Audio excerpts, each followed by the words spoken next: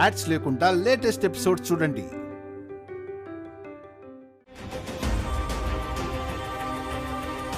Business ఏంటి?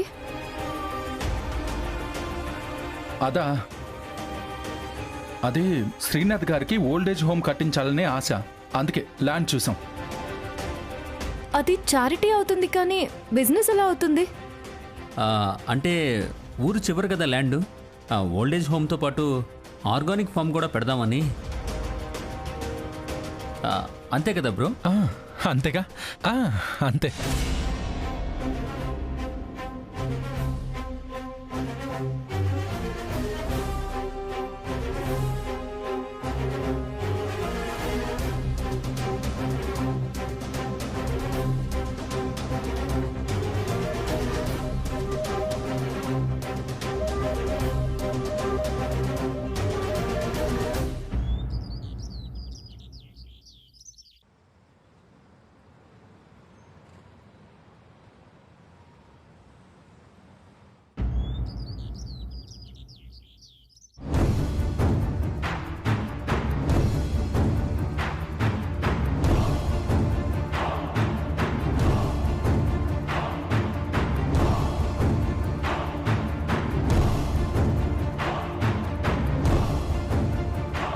ఏమండి, ఇక్కడేం చూస్తున్నారు? రండి బ్రేక్ఫాస్ట్ చేద్దరు గాని. రాధిక, మేము వస్తాం సిస్టర్, మీరు వెళ్ళండి. ఏమైందండి, ఎందుకంత టెన్షన్గా ఉన్నారు? అదేం లేదు రాధిక, నువ్వు వెళ్ళు. శ్రీనాథ్, ఏదో కొరియర్ రావాలని చెప్పావే, వచ్చిందా?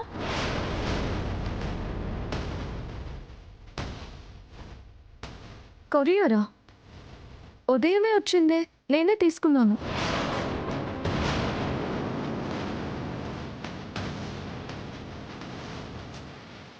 ఆగండి, ఇప్పుడే తీసుకొస్తాను.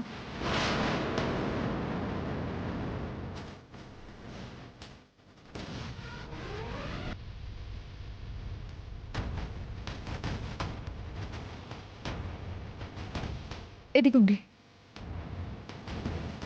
ఓపెన్ చేసావా? నేను ఎలా ఓపెన్ చేస్తాను? అది ఎంత ముఖ్యమైనదోనని అలాగే పెట్టాను.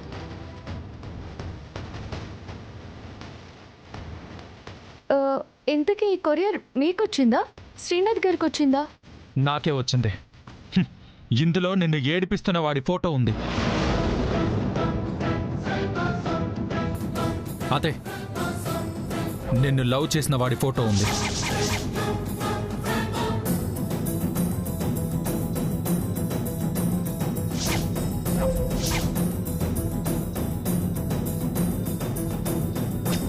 నువ్వు చెప్పకపోయినా తెలుసుకుంటానని చెప్పాను కదా. ఇప్పుడు వాడిని వెతికి పట్టుకుని నీ ముందుంచుతా. కైలాష్ గారు, నా మాట వినండి ప్లీజ్ అండి.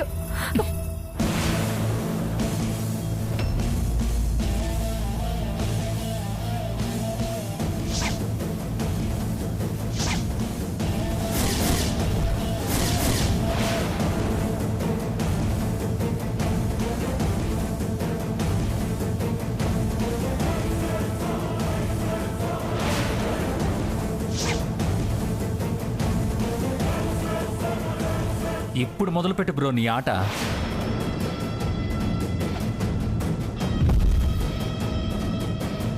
ఇన్ని రోజులు సిస్టర్ నేర్పిస్తూ నిన్ను టార్చర్ చేస్తున్నవాణ్ణి చిత్తకొట్టు బ్రో, వదలదు బ్రో వాణ్ణి. అవును కైలాష్, పాపం రాధిక ఎంత నరకం చూస్తుంటుందో నేను కూడా అర్థం చేసుకోగలను. అలాంటి నీచుణ్ణి ఖచ్చితంగా చంపేయాలి. కైలాష్, ఏమైంది బ్రో? నా గొంతు పట్టుకున్నావు ఎందుకు? ఏమండి,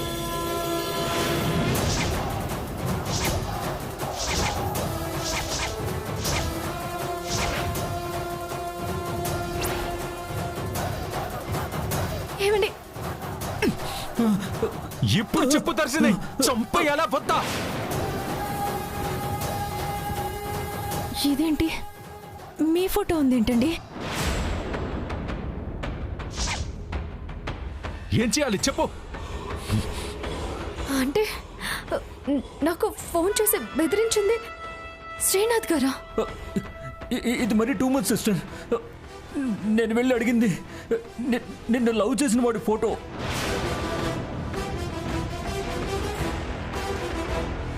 రాధిక, ఇప్పటికైనా చెప్పు, ఇతనేనా నిన్ను లవ్ చేసింది?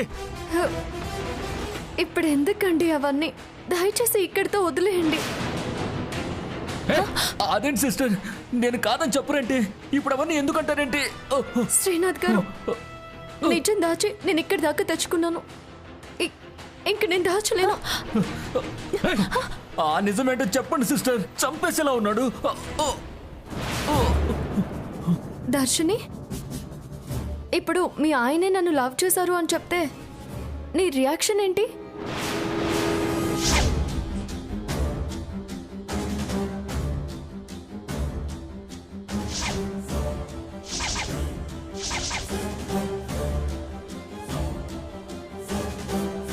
ఏం యాక్ట్ చేస్తున్నావు సిస్టర్?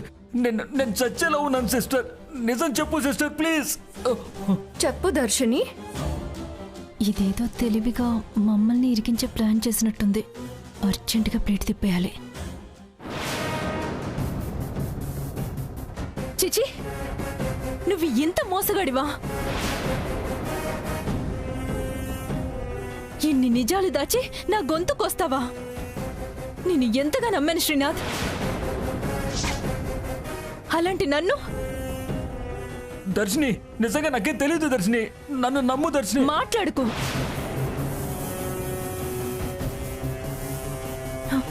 నమ్మి ఇంతదాకా తెచ్చుకున్నాను, ఇక నా వల్ల కాదు. నేను నీకు విడాకులు ఇచ్చేస్తాను.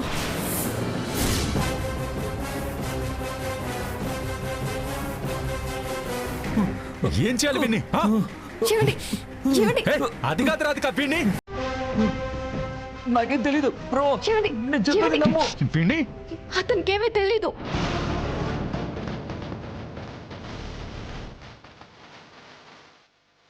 ఆ ఫోటో మార్చింది నేను.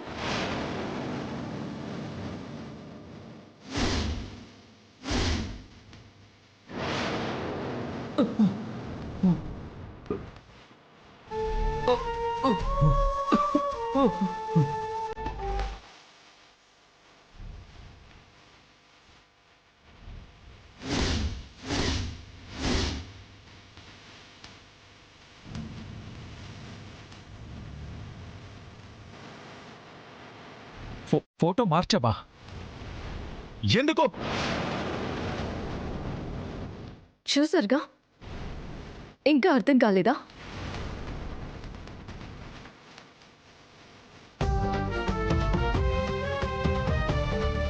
ఈ శ్రీనాథ్ స్థానంలో అసలు వ్యక్తి ఉన్నా ఇదే జరిగేది కదండి.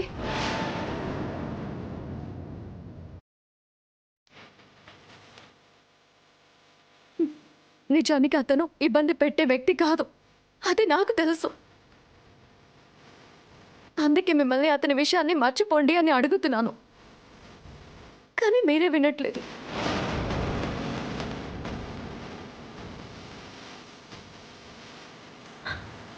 అదృష్టం బాగుండి ఆ ఫోటోగ్రాఫర్ చివరి నిమిషంలో నాకు కాల్ చేసి చెప్పడం వల్ల ప్రమాదం తప్పింది.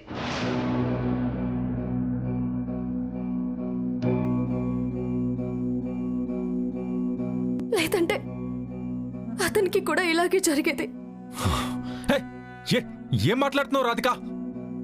నిజమండి, అతనికి పెళ్ళైంది, అతనికి భార్య ఉంది, కుటుంబం ఉంది. మనకి కలిగిన అనుమానం వల్ల అతని లైఫ్ ని డిస్టర్బ్ చేయడం కరెక్టా? ఇన్ఫర్మేషన్ అడగడంలో తప్పే ఉంది.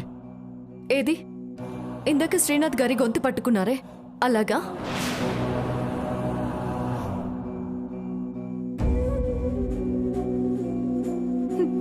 ఇంత తెలిసిన వ్యక్తి మీదే మీరు డౌట్ పడి ఆవేశంతో ఆగలేకపోయారు. ఇంకా అతనితో అయితే ఇంకా ఎలా బిహేవ్ చేసి ఉండేవారు? సరే, మీ ఆవేశం మీది, కానీ దర్శని కూడా అది నిజమని నమ్మి విడాకుల దాకా వెళ్ళిందే.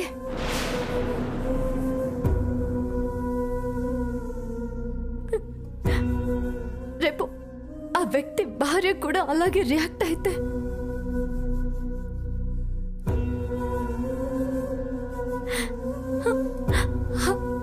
అతని అతని పరిస్థితి ఏంటండి? వాళ్ళ సంసారంలో సమస్యలు మొదలైతే మీరే కదా బాధ్యులవుతారు. వద్దండి, మనకి ఎవరు ఉసురు తగలకూడదు.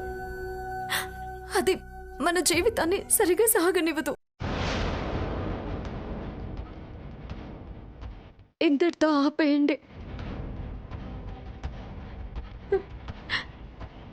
నా మీద మీకు నమ్మకం ఉందని నేను నమ్ముతున్నాను. దయచేసి ఇంక నా గతంలో ఉన్న ఆ వ్యక్తి గురించి మర్చిపోండి. అతను నన్ను ఇబ్బంది పెట్టే వ్యక్తి కాదు, ఇది మాత్రం నిజం. సరే, మరి మనకి కాల్ చేసి బెదిరిస్తున్నాడే ఆ వ్యక్తి పరిస్థితి ఏంటి?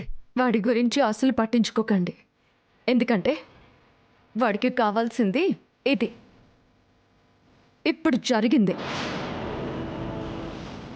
ఆ డిస్టర్బెన్స్ వాడెవడో నాకు తెలీదు, కానీ వాడి గురించి నాకు భయం లేదు. ఎందుకంటే నా భర్త నన్ను నమ్ముతాడు.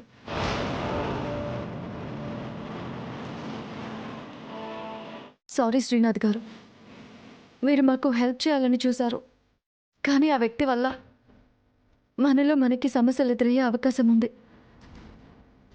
అర్థం చేసుకోండి.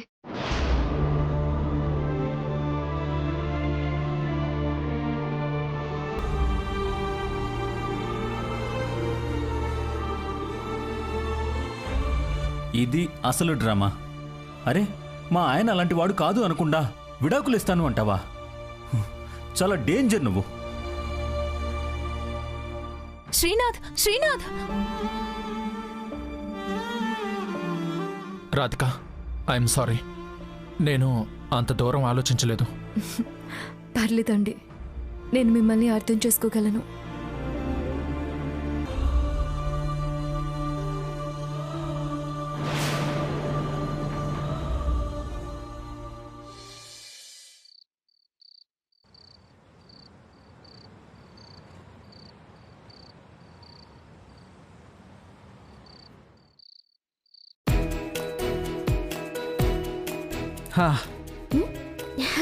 శ్రీవారు, అప్పుడే వచ్చేసారేంటి? పేషెంట్స్ లేరా? లేరు ప్రియా, అందుకే నేను సినిమాకి తీసుకెళ్దామని త్వరగా వచ్చేసాను. సినిమాకా? నిజమా శ్రీవారు? శ్రీవారు, నేను రెడీగా ఉన్నాను, పదండి పోదాం. ఆగాగాగు, నేను కొంచెం ఫ్రెష్ అప్ అయి వస్తాను. త్వరగా వచ్చేయండి. నేను ఈలోపు ఈ బట్టలన్నీ మడత పెట్టేస్తాను. సరే.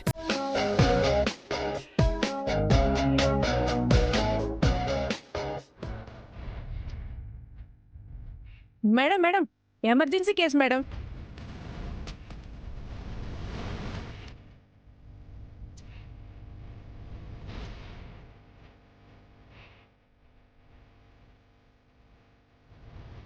ఓ, హార్ట్ స్ట్రోక్ లో ఉంది, అర్జెంట్ గా ఐసీయూకి తీసుకెళ్ళండి madam, fast.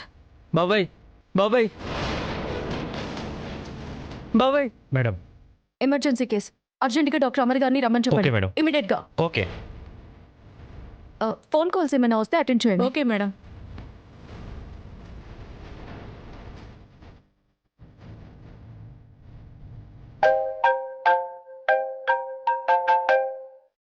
Hello hello, Amar గారు ఉన్నారండి?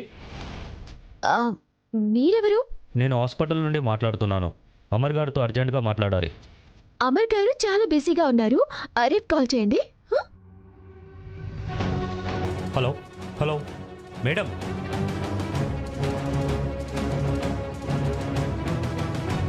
ప్రియా, ఎవరు ఫోను? ఎవరు? రాంగ్ నెంబర్ శ్రీవారు. ఓకే.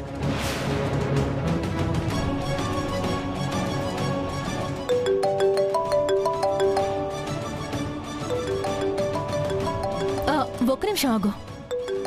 ఫోన్ లిఫ్ట్ చేసి మేడం బాగా బిజీగా ఉన్నారని చెప్పి వెంటనే కట్ చేయి. లిఫ్ట్ చేయి. మేడం ఇప్పుడు మాట్లాడలేరు, చాలా బిజీగా ఉన్నారు. హలో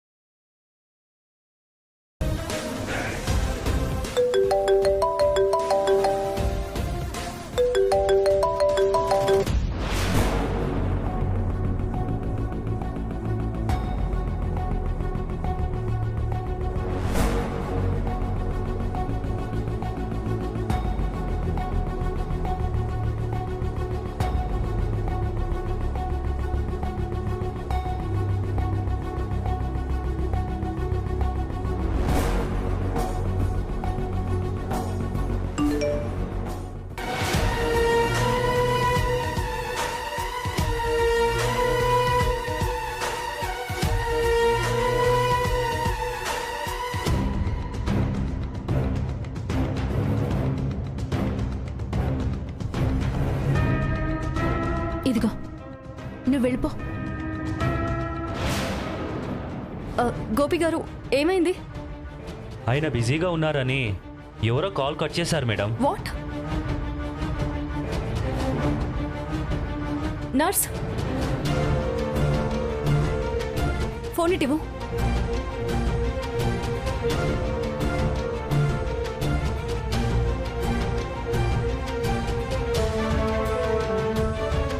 ఏంటి ఇంకా అవ్వలేదా? అయిపోయింది శ్రీవారు, లాస్ట్. రాధిక. హలో రాధిక. ఏంటమర్ కాల్ చేస్తే బిజీగా ఉన్నానని కాల్ కట్ చేశారంట. కనీసం ఎమర్జెన్సీ ఏంటో తెలుసుకోరా? ప్రియా, ఇందాక కాల్ చేసింది ఎవరు? అది ఎవరు శ్రీవారు? హాస్పిటల్ నుంచి వచ్చిందా? అవును. ఏయ్ సారీ రాధిక, అసలు ఏం జరిగింది? పేషెంట్ కండిషన్ అసలు బాగాలేదమ్మర్. Severe heart stroke. ఇమీడియట్గా స్టంట్స్ వేయాల్సి వస్తుంది. ఓకే రాధిక, నేను ఇప్పుడే బయలుదేరుతాను. జస్ట్ ఒక 5 minutesలో అక్కడ ఉంటాను. ఏయ్ నీకేమైనా బుద్ధి ఉందా? అబద్ధం చెప్పావెందుకు? అక్కడ హాస్పిటల్లో ఒక పేషెంట్ ప్రాణాలతో పోరాడుతున్నాడు తెలుసా? మీరు సినిమా అనేసరికి సినిమా నోర్మై. సినిమా ముఖ్యమా, ప్రాణం ముఖ్యమా? నీకు ఇదే లాస్ట్ వార్నింగ్. మళ్ళీ ఇంకెప్పుడైనా ఇలా చేసావో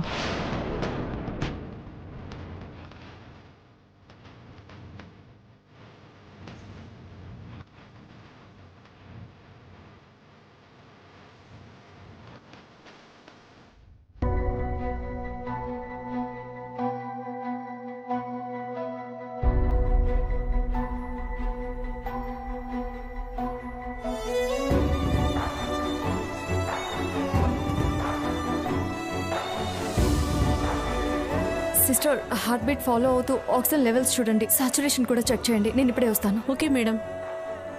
నర్స్, అమర్ గారికి ఫోన్ చేసావా? లేదు మేడం, ఇందాక మీరు మాట్లాడారు కదా. నేను మాట్లాడడం ఏంటి? మీరు కాల్ చేయాలి కదా. అవతల పేషెంట్ ప్రాణాపాయ స్థితిలో ఉన్నారు కదా. ఈ టైంలో నా గురించి వెయిట్ చేస్తూ కూర్చుంటే ఎలా? సివియర్ హార్ట్ స్ట్రోక్ వచ్చింది. అమర్ వస్తే కానీ ఆయన ప్రాణాలు కాపాడలేరు. దర్శని, నువ్వైనా తనకి చెప్పొచ్చు కదా. అంటే నువ్వు మాట్లాడావు కదా అని నేను కూడా. ఏంటమర్, మనం హాస్పిటల్ నడుపుతున్నాం అమర్. ఎప్పుడు ఎలాంటి కేసు వస్తుందో, ఎప్పుడు ఎవరి అవసరం పడుతుందో ఎవరికి తెలియదు. నువ్వు అందుబాటులో లేకపోతే ఇక్కడ అనవసరంగా ప్రాణాలు పోతాయి. ఆ నింద మన మీద పడుతుంది, మన హాస్పిటల్ మీద పడుతుంది. మన హాస్పిటల్ రెప్యుటేషన్ పోతుంది. ఏంటి అమర్, నువ్వు కూడా అంత రెక్లెస్గా ఉన్నావు? అంటే సారీ, యాక్చువల్లీ ఇలాంటి కేసు వస్తుందని నేను ఎక్స్పెక్ట్ చేయలేదు రాధిక.